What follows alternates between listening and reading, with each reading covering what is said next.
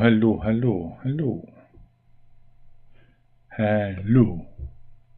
It's coffee time.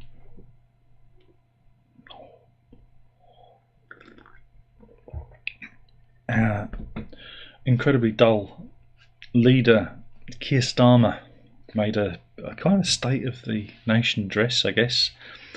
Was it been 2 months? It hasn't been quite 100 days in power. I remember back in July the 4th, our Independence Day, we wrestled free of the 14 years of Tory inept rule to 4 to 5 years of Labour inept rule. It's too early to say. I'm being unfair. I'm being a cynic. I'm being a rotten old cynic. I am. I'm being a cynic. But here he's Keir. Here he's Keir. Look, here he is. He's got fixing the foundations. Oh, I miss stop the boats. Stop the boats. He's fixing the foundations. And he's warned us that the upcoming budget will be painful. But he's not raising taxes. But it will be painful. But not raising taxes. But he said those with the broadest shoulders will have to bear it. He's talking about the working man. He's talking about little people. He ain't talking about the multimillionaires, because we know they have the narrowest shoulders. It's your workers who have the broadest shoulders, isn't it, Kip? I'm making a prediction. Or watch out, because he's not going to raise tax per se. He's going to raise VAT. That way, you can say, well, I haven't raised income tax, but I've raised the level of VAT. I reckon it could go up to 22.5, something like that, 2%, 2.5%. And that way, everyone pays it, and you can say that he hasn't raised income tax. See? Linguistics, semantics. You've got to be smart. Because there's a £22 billion hole in the economy thanks to the Tories, who I think in the last couple of months of their glorious reign borrowed £5 billion. I know, it's probably just for the leaving party, wasn't it? It's probably just for Rishi's leaving party. So yeah, I mean, it's not good. There's no hope here. This isn't Tony Blair and things are going to get better. This isn't David Cameron and old Cleggy holding hands, skipping down Downing Street to number 10. This isn't that kind of feeling. This is it's really bad, guys. It's really, really bad. But what gets me is during all this, there's no mention of the COVID period and us, holding the economy, in situ, putting the pause on the economy for, was it a year and a half? There's no mention of that. Ping.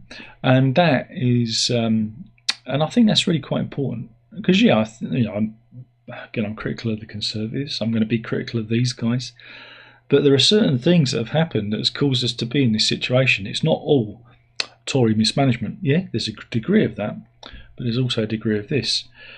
Another thing he said about the prisons. Oh, there's not enough prison places. But boy, did we make prison places available for all those spicy tweeters. Oh yeah, come on, they deserved it. But you can't just build new prisons. He said you just can't do it. And I'm thinking, why not? Why can't we build new prisons?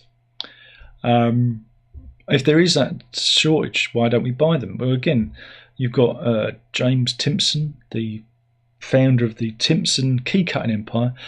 You know what? Every time I've got keys cut at Thompson's, 2 of them don't work. 2 of them will not work. Just saying. Just putting it out there. That's just my experience at Thompson's, right? Just saying. I'm just saying. And Thompson's a great prison reformer, and he wants to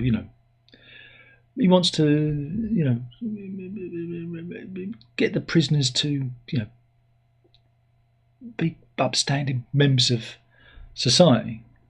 Good luck with that. Good luck with that. But really, again, this is where we have no forward thinking, and this goes to every politico. They don't think. Now, there are prisons that have been decommissioned. There are prisons that are used as museums. For minimal investment, could be recategorised and revivified to house the lowest level of prisoner. Get those out of the prison estate, put them into new open style prisons. Making more places available. Crikey, even the Pippi Stockholm, which was supposed to be housing those lovely people who come over on the dinghies, I think that's stopped being used. But you could use that as an open prison, somewhere to hold all those people that didn't pay their TV licenses or sent spicy tweets. But we have no forward thinking. We talk about the great British Electric Company, but we take away the pensioners' fuel allowance. It's going to be means tested. But invariably there will be people that fall through the cracks. There's an awful lot of pensioners that don't claim the benefits that they're entitled to. This is the thing. We live in a time, in an AI-generated, automated future where you shouldn't need to even apply for benefits. Using your NI, how old you are, what's in your bank, what goes in and out, because it's all bloody cross-indexed. These benefits should be automatically paid to you, and it will be incredibly efficient. And those people that break thresholds, benefits are taken back. This should be a thing. But it isn't. But so, it's terrible. The October budget will be painful. And but hey, we found the money for the unions, so that's all right.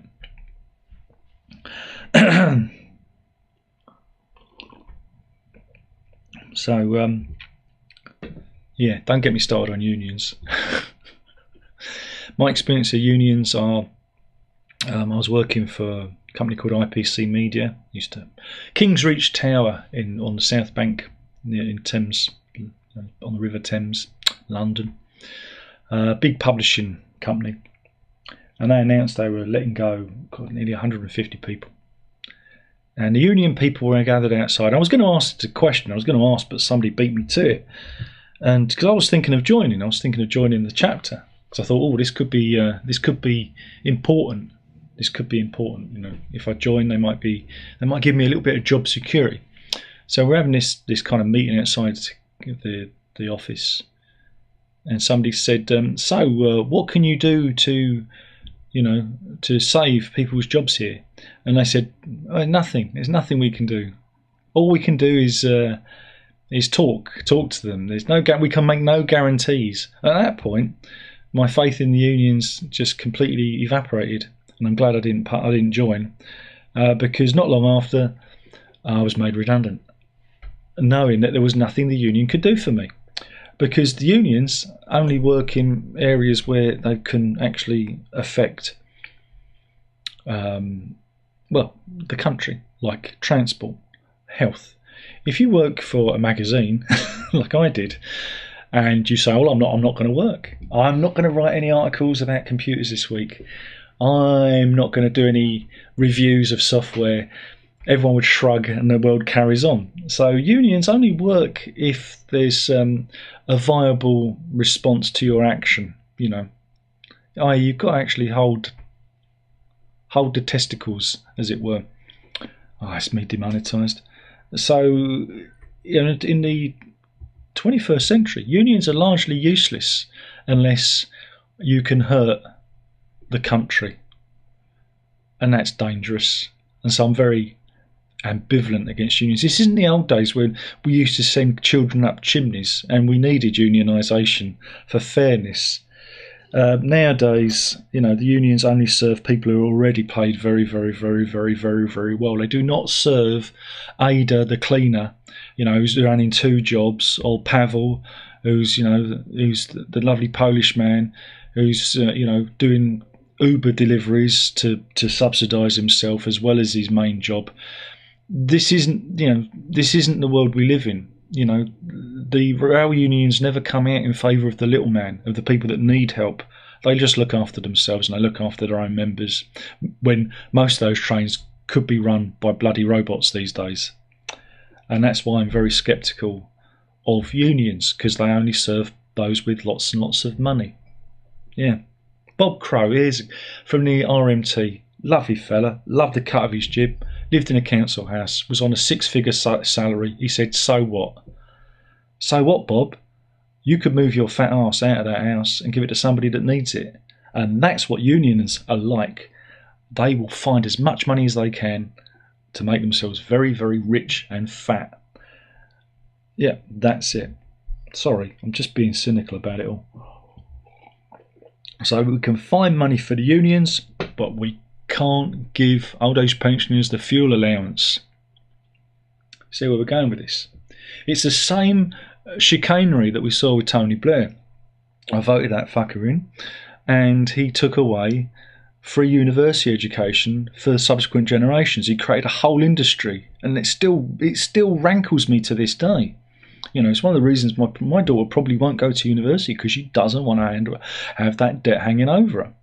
Whether it's perceived or real or whatever way you want to play it, it's a debt that shouldn't happen. Meanwhile, in Scotland, free university education. Priorities. Because Blair created an entire education industry. It was his selling off the utilities, him selling off the social housing. That was his moment. It's the same parallels you can draw with Thatcher. It's him creating an industry overnight, just like that, with a click of his fingers. And are we better off for it? No, we're not. We're not better off for it. So yeah, again, it's early days to really judge the Labour Party and what they're doing, because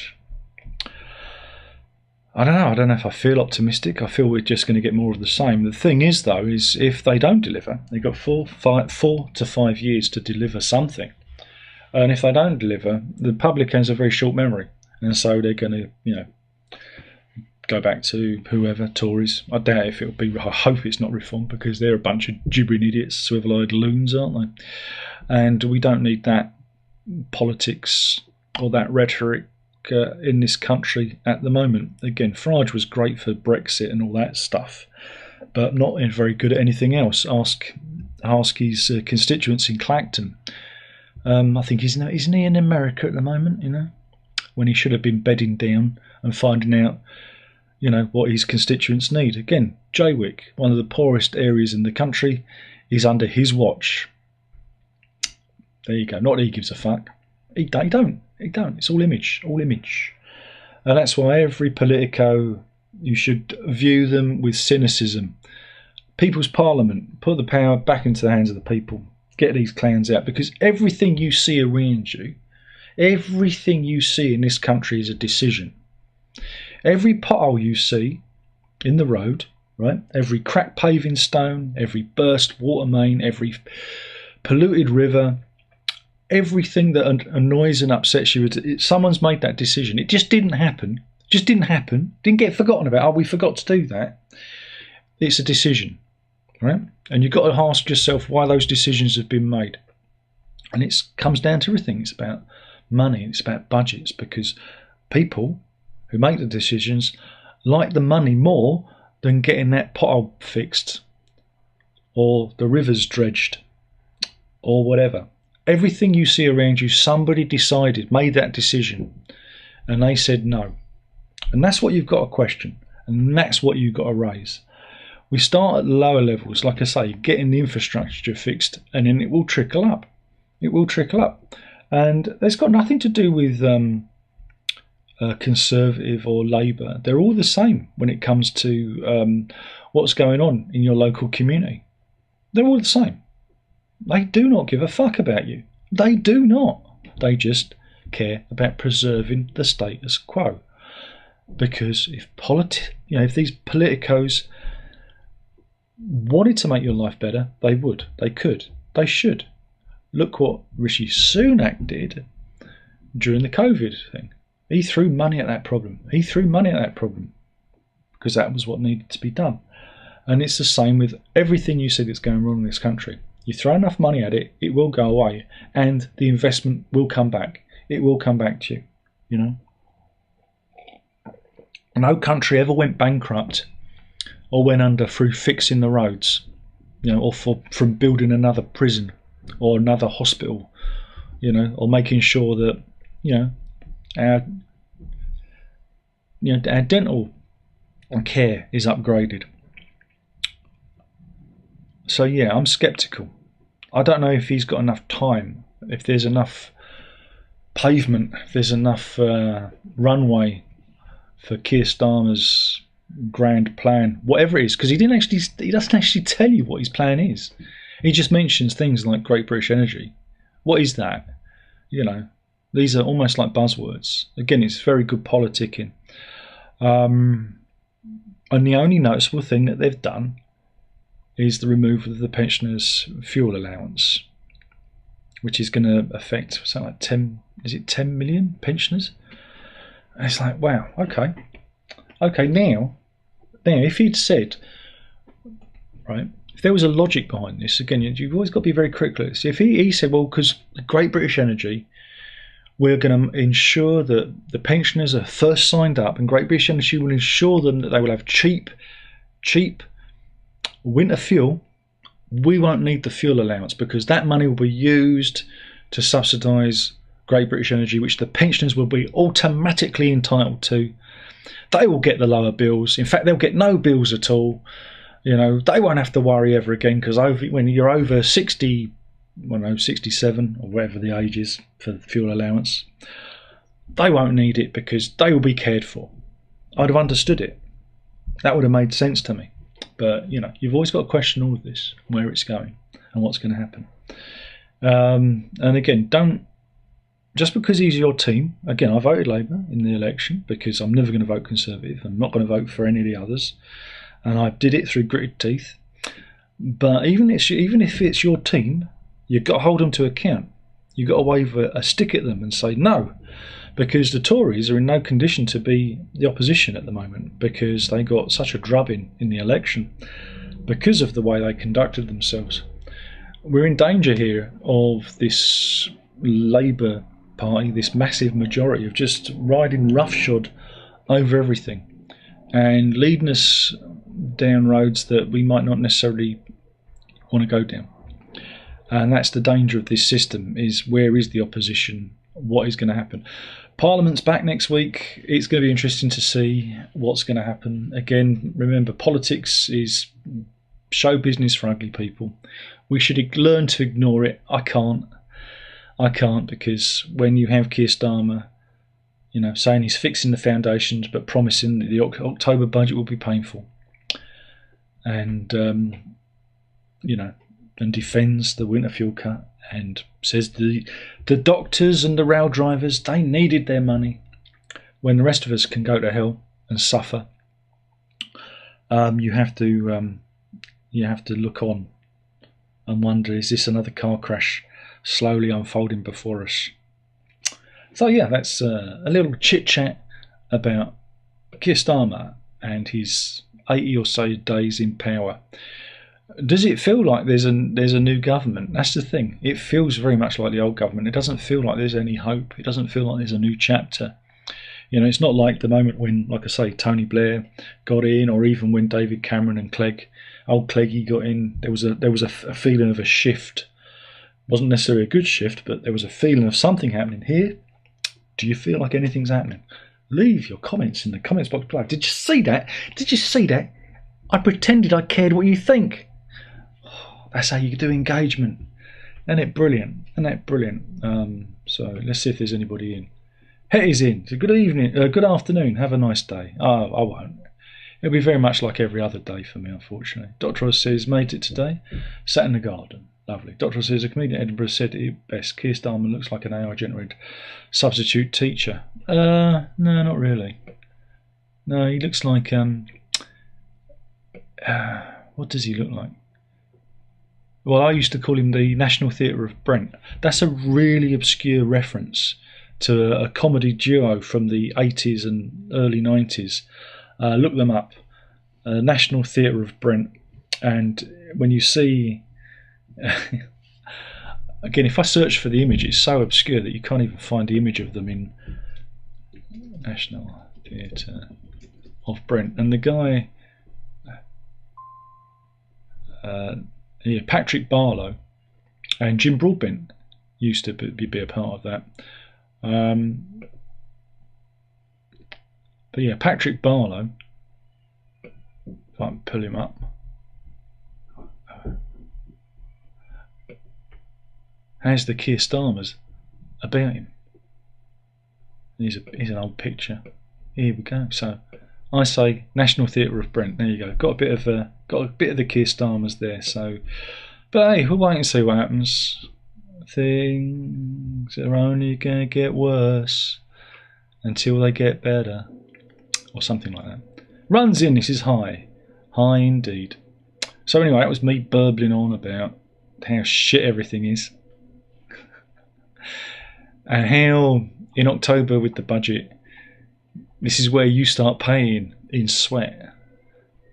It's going to be fine. It's going to be fine. Look, you're going to learn that it doesn't matter who you vote for. The government always gets in. It's just same shit, different stick to stir it. That's all it is. And it's always going to be like that, because there's nothing else they can do. There is no radical change that they can deliver, because we've pretty much got where we're going. There is nothing else to do, right? Other than make our lives easier. But they can't do that, because if they do that, then everyone will go, well, I don't really want to work, or, you know, I don't really want to spend all my money on expensive coffee.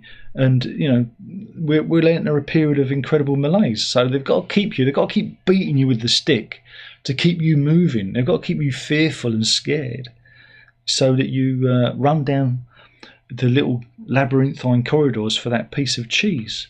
You know, it's nothing more than a social experiment at the moment, because, again, ask yourself, what is government for? What is politics about? Politics is about delivering the best life for the people, you know, in the majority. And that ain't happening. Look around you. Look at the state of your communities. Look at the lack of investment. And this will continue. You know, meanwhile, we waste money on, wow, all manner of things in the last few years. What's it been? From HS2 to PPE to Rwanda, and God knows what these clowns are going to do. Prove me wrong, Mr. Starmer. Prove me wrong. I want to be proved wrong. I really do. So we'll wait and see what happens there. Hopefully you've enjoyed this video. If you haven't, fuck you. I do not care. You shouldn't be watching this anyway. You should be unsubscribing and going for a walk and experiencing real life, rather than watching the inane gibberings of a nobody like everyone else on YouTube. Why are you watching this? Go outside, have a conversation, sit on a bench and talk to a stranger. Do not indulge or engage with any of this nonsense. It's brain rot. It's all rot. And that's where we'll end it there. Thank you for watching. Tutty bye.